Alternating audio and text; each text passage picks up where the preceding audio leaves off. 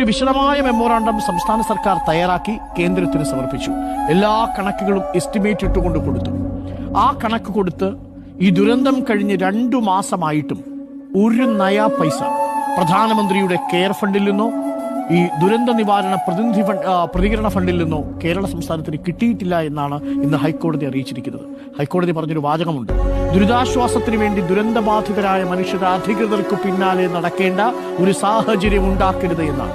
ഇതാണ് നമുക്ക് കേന്ദ്രത്തോടും ചോദിക്കാനുള്ളത്. അങ്ങനെ ഇനി ഈ മനുഷ്യർ പിന്നാലെ നടക്കണമോ? ഇങ്ങനെ നടന്നില്ലല്ലോ. നമ്മുടെ മുന്നിൽ കണക്കുണ്ടല്ലോ. ഇന്നിപ്പോ ദുരന്ത നിവാരണ പ്രതികരണ നിധിയുടെ കണക്ക് പുറത്തു വന്നിട്ടുണ്ട്. വിവിധ സംസ്ഥാനങ്ങൾക്ക് കൊടുത്ത വിഹിതം, ആ വിഹിതം ഒന്ന് എടുത്തു നോക്കിയാൽ ആ കണക്കിലെ വ്യത്യാസം നമുക്ക് മനസ്സിലാവും.